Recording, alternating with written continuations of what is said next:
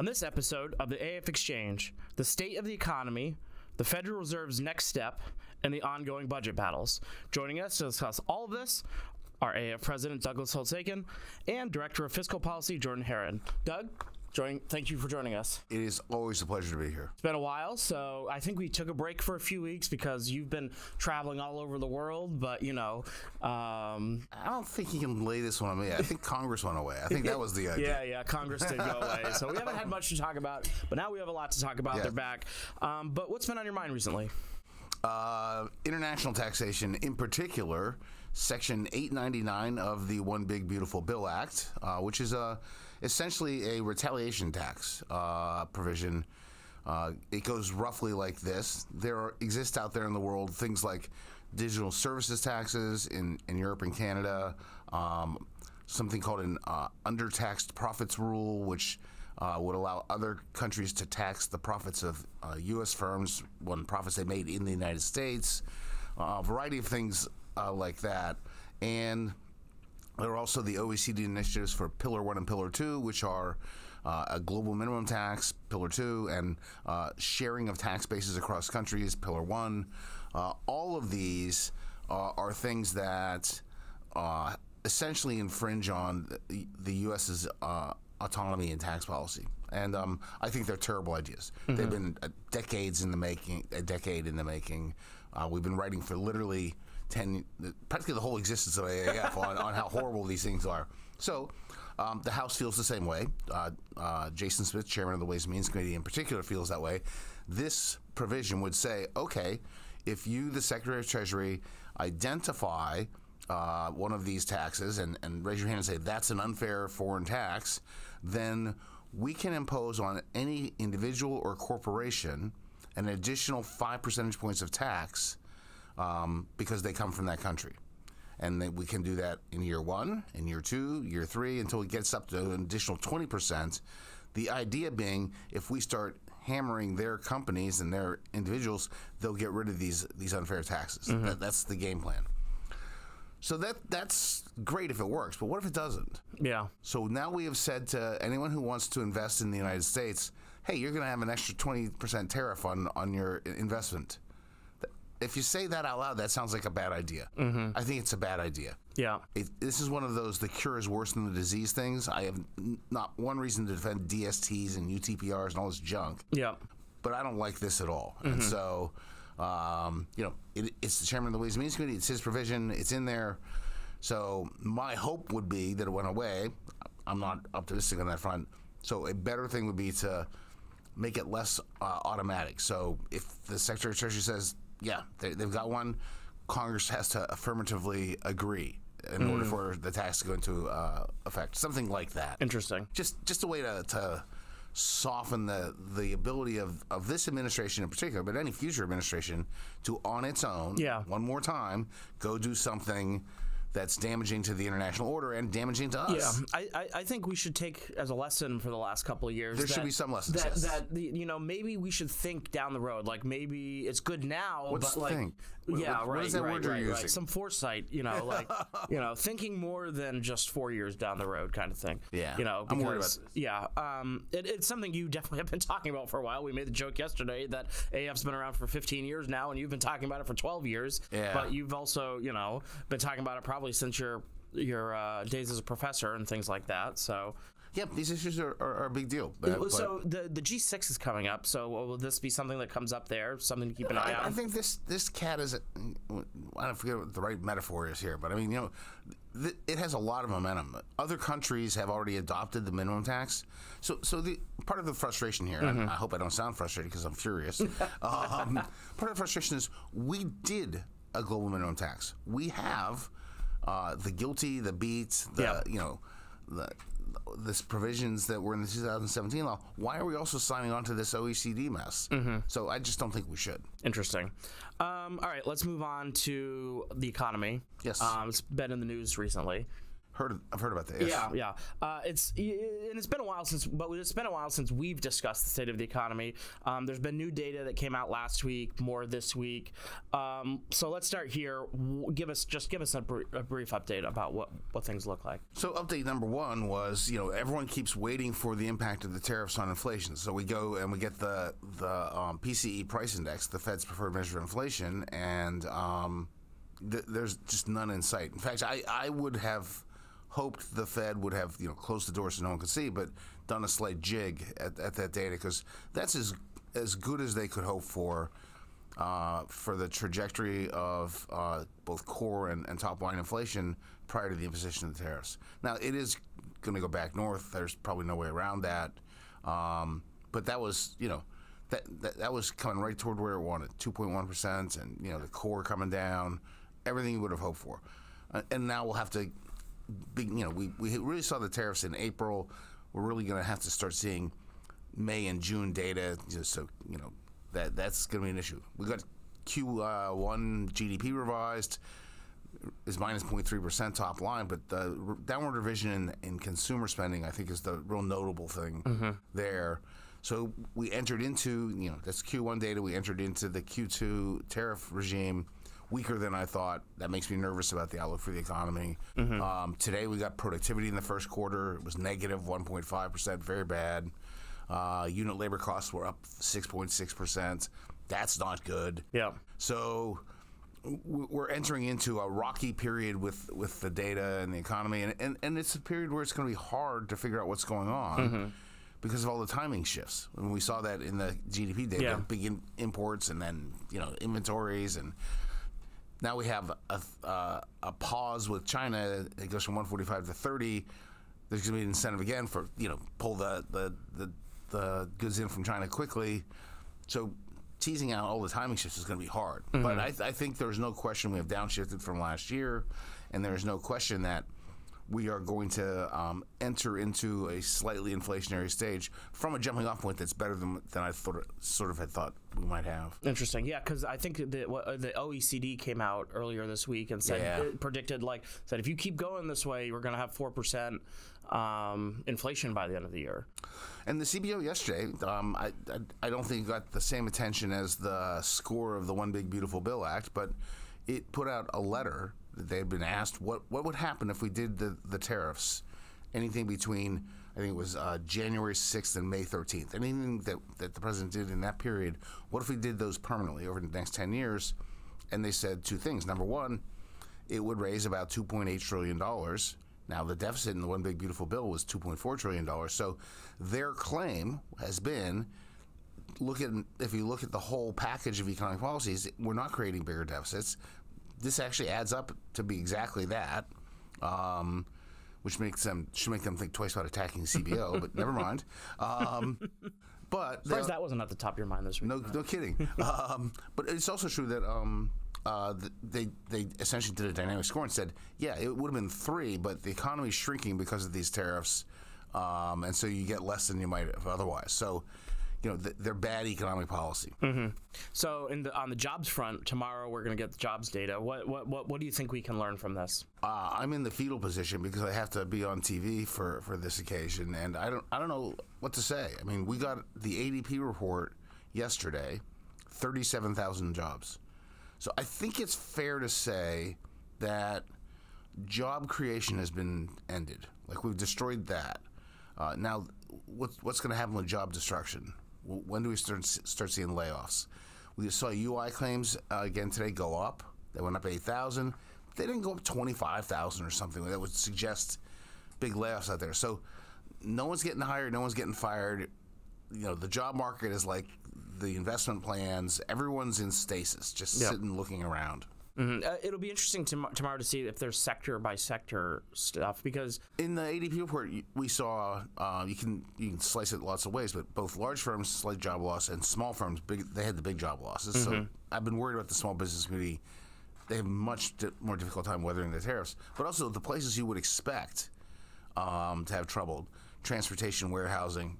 Job losses. The supply chain part. Right. Restaurant hospitality has to be getting hit by this hard too. Surprisingly, that wasn't in the ADP report. Interesting. People still just want to have fun. Like, Yeah. you know, there's a little Cyndi Lauper in the economy still. Hang on. Okay. Another piece of data that transitions to our Fed talk a little bit is the Beige Book came out. Anything worth noting from that? The Beige Book is always it's the Debbie Downer of economic reports. Honest to God, it's been true for a while now that you look at the data, and you know, so you go back to the previous job report, 177,000 jobs. The Beige Book leading into that report was like, you know, half districts report no particular hiring, half are doing a little bit, negative outlook on the part of the businesses. And it's a very downbeat report, and was again. We'll see what the hard data say. Yeah. You know, the Beige Book's very much a soft data thing. It was, yeah, because it was interesting. Like, there was one point, one of the, I think they had like 6 key takeaways in it, and one of them was like, you know, businesses aren't contracting now, but it also goes back to your point about when does the job destruction start? Right. You know, if things don't improve, then they'll look at pulling back jobs. And there was a short blurb from the New York Fed that was released this morning or yesterday, where they were asking about passing tariffs along. And, you know, there's no question that in the main, businesses are passing along these tariffs as higher prices to their consumers. Interesting. So anyway, so on the Federal Reserve, they're meeting this week. They met this week. They're meeting this week. In the future. In the future. They were all speaking this week, and then they're meeting Yes. next week. Yes. What indicators are they looking at, and what can we expect the Fed to do for the rest of the year? So the Fed has said quite clearly that they are waiting to see the impact of the tariffs. Now, there are 2 impacts. One, they raise costs, and that gets passed along in the form of higher prices. And 2, they are taxes on Americans, and that money can't be used elsewhere. And so it's probably going to affect the pace of economic growth. You know, the inflation makes you raise. The slower economic growth makes you cut. So they're really in a tough position, and they are not going to move preemptively. Like, you know, you'd love for the Fed to move preemptively if they could, because it takes a while for their medicine to get into the economy, and these famous long and variable lags are true. But if you don't know which direction to go, you can't move preemptively. So they are waiting to see the impact in the data. It seems to me that it is most likely that the inflation impacts will show up first. Yeah. And so that's probably a second quarter phenomenon for second quarter tariffs. And then the growth impacts are probably a third quarter phenomenon. In fact, I would not be at all surprised to see the Fed say, okay, we got some more inflation here. We're still moderately restrictive. Let's just stay here, hold. And then as that sort of goes through, it's a one-time thing in principle.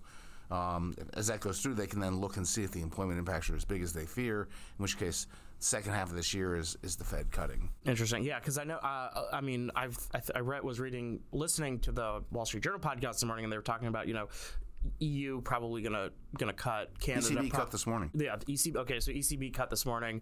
Canada's probably going to cut. Yeah. England's probably going to cut.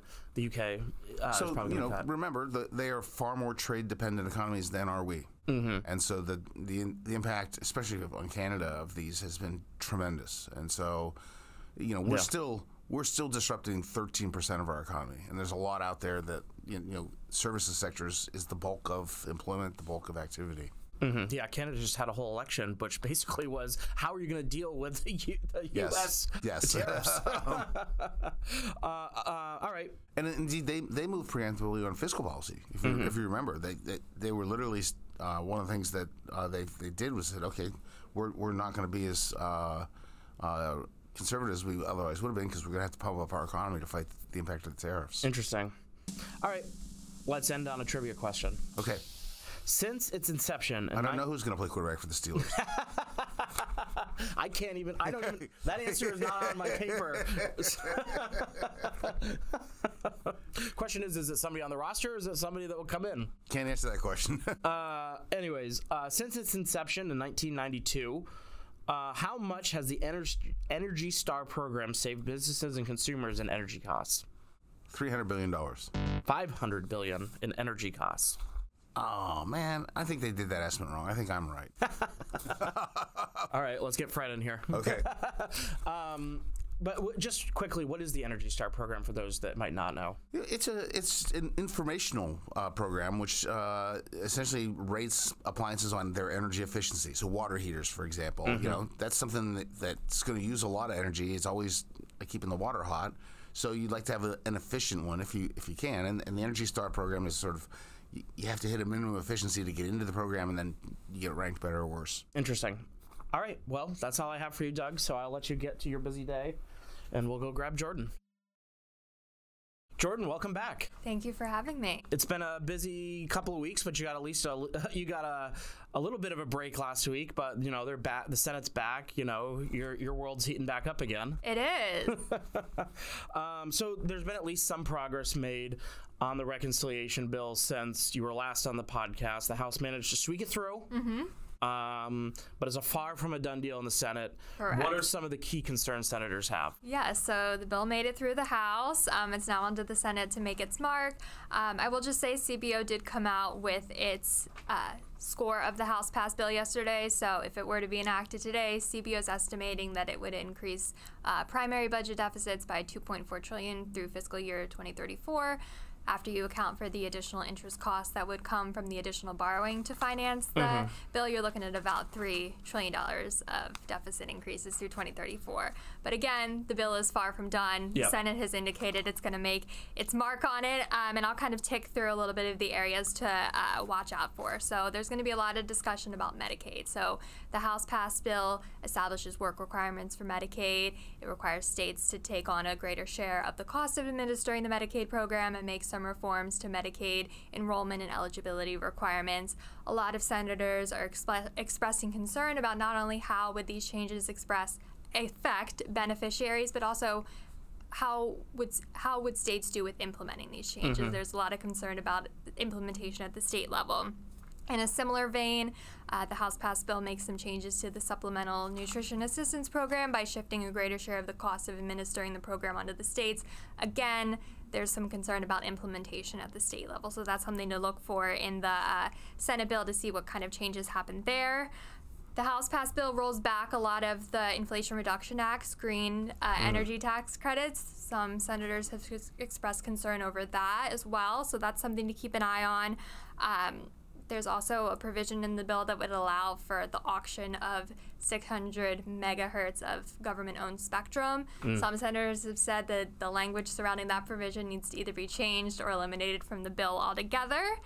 And then also there's a couple business tax provisions that are scheduled to sunset in 2029 in the House passed bill, so 100% bonus depreciation and as well as full expensing for research and experimental costs and interest costs. A lot of senators on the Finance Committee have said that it's a no-go for them, that if these provisions need to be made permanent instead of allowed to sunset.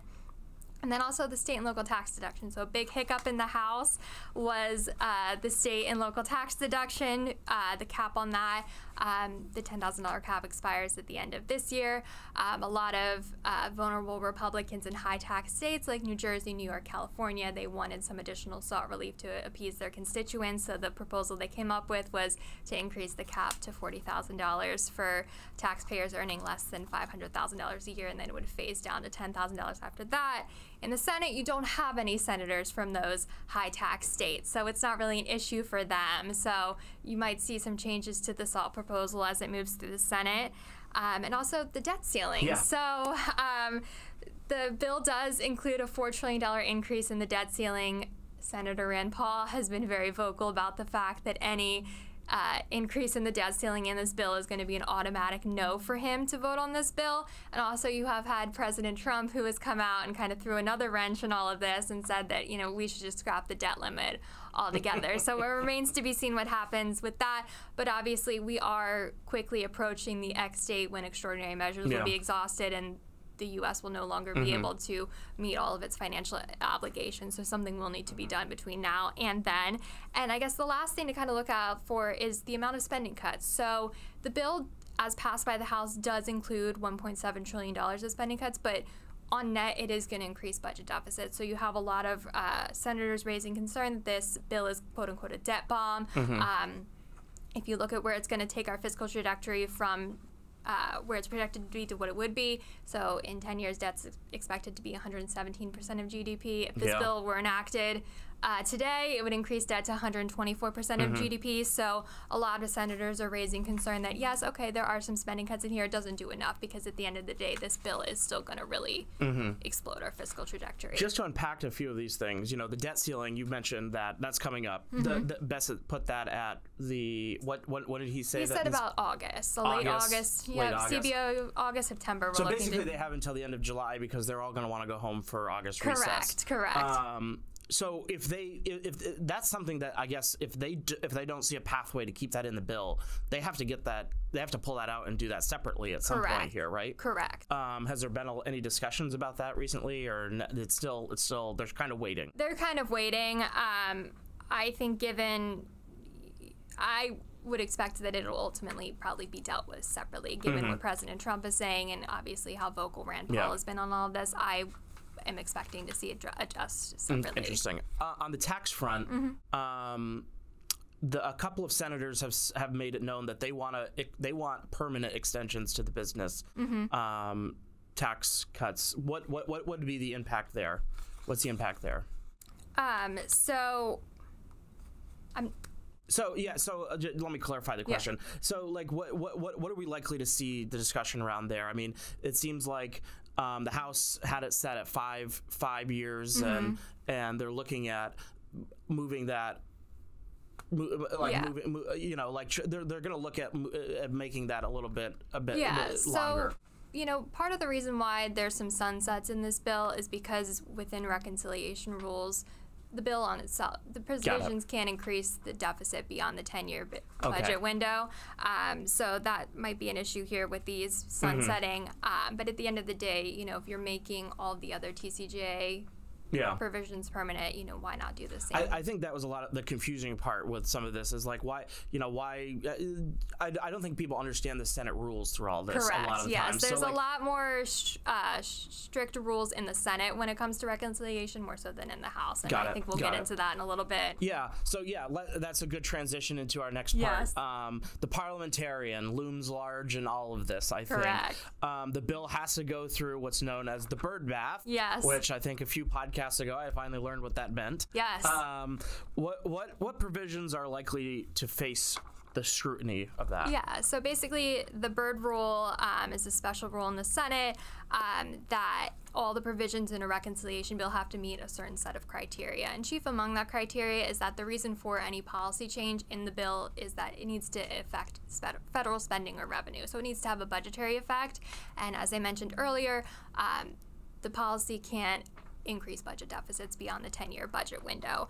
So the parliamentarian's going to go through all the provisions in the bill, going to put it through what's known as a bird bath, and to see what is in line with the criteria of the Byrd Rule and what violates the Byrd Rule. So some provisions to look out for that might be seen as in violation of the Byrd Rule is the House passed bill put a 10-year ban on state enforcement of AI regulations. That doesn't have a budgetary effect, so you might see that scrapped. The same with a limit on courts' ability to enforce contempt violations. Again, no budgetary effect there, so you might see that scrapped. So the bill also removes a tax on the manufacturing of gun silencers, and it also removes gun silencers from the purview of the National Firearms Act. So it removes mandatory registration and other strictures like that. So you might see that is being in violation of the Byrd Rule. And there's also some language in the House-passed bill that would largely ban funding for Planned Parenthood. Now, the parliamentarian previously ruled in a previous reconciliation exercise that language aiming to defund Planned Parenthood violated the Byrd Rule. And also there's some permitting reforms in the bill to kind of streamline permitting for fossil fuel projects. During the Inflation Reduction Act, there was an effort to try to put some permitting reforms in the bill that was deemed in violation of the Byrd Rule as well. And perhaps the biggest thing that might end up being in violation of the Byrd Rule is there's been a lot of discussion against what baseline to score the Senate version of this bill. So the House passed version of the bill was scored against a current law baseline. Yeah. So that assumed that the Tax Cuts and Jobs Act expired as scheduled, and that any extension of those provisions would be seen as adding to the deficit. The Senate is aiming to use a current policy baseline, which essentially would bake in any extension of the tax cuts and just score any new provisions on top of that. So basically, it would be seen as the extension would be seen as not adding to the deficit. The Democrats are going to go hard to try to argue that, number one, they shouldn't be allowed to use a current policy baseline, and they're going to also try to argue that any extension of the tax cuts is going to increase deficits beyond the 10-year budget window. Now, the parliamentarian, as of right now, hasn't made a ruling on whether or not a current policy baseline could be used. The Republican senators are arguing it's up to the budget chairman to decide what baseline is used, not the parliamentarian. So that's an issue to see what will be sorted out as we go through this. This sounds like an episode of like Law and Order, where you have a judge, the parliamentarian, just sitting there and ruling on motions from different people. I mean, it'll be interesting to see how it plays out. What is the Senate's timeline on all this? When do we expect all this to sort of kick off? Well, you know, there's that ambitious July 4th deadline. You know, one of the committees has dropped text of their legislation very similar to the House passed bill. I think the July 4th deadline given is pretty ambitious. I haven't seen a definitive deadline, but I think as we see the various committees start to drop their versions of the bill text, we'll kind of get a better sense. The last time you were on, you also gave us a great preview of which committees to watch. Is there something similar for the Senate that we can do? I would say Finance Committee. That's where all the tax provisions are going to come out of. I think that's the one to most pay attention to. Yeah, interesting. All right. There's yet another budget battle brewing in Congress. You wrote about it yesterday. I did. I think the text was sent yesterday from Tuesday. The request was sent Tuesday. Yes. Earlier this week. This time over impoundments. The president is proposing a rescission bill to claw back some of those appropriated funds. Break down what's going on here. Yeah, so President Trump on Tuesday sent a formal rescissions request to Congress, and basically a rescission is a permanent cancellation of designated budget authority or previously congressionally appropriated funds. And there's a rescissions process that can be undertaken in Congress, and then there's a rescissions process for the executive branch. What's happening here is the process for the executive branch, and that essentially begins with the president transmitting a special message to Congress with its proposed rescission. So the message needs to indicate the amount of budget authority to be rescinded, where that budget authority lies, and like what federal accounts it's in, and then an explanation of why the BA should be rescinded. And once that message is transmitted to Congress, it starts a 45-day clock where Congress has 45 days to act on this and to craft a rescissions package and enact it. Now, if the rescission package can be passed by a simple majority in both the House and Senate, so in this case, Democrats so it's not subject to the 60-vote threshold. No, so it can be passed by a simple majority. So they can do this solely along party lines. But if the package fails in either the House or the Senate, the process stops, and the president can no longer rescind these funds. So he has to. So he can't go back. He can't go back and later and re-ask them to do this in part of a different package, because there was some talk because it's a 45-day window. What if you do it right up against Congress leaving or adjourning? So if Congress is in recess, that doesn't count towards the 45-day clock. Okay. Yep. Interesting. What particular is in this rescission package? Yeah, Anything? So this is what the administration is calling the first of many efforts. What it plans to, of multiple packages, it plans to send Congress to try to codify the spending cuts identified by DOJ into law. So it's $9.4 billion. It includes 22 proposed cuts, and it's mostly centered on USAID and other international assistance programs, as well as the Corporation for Public Broadcasting. So you would see a permanent cancellation of funding for PBS, NPR, things like that.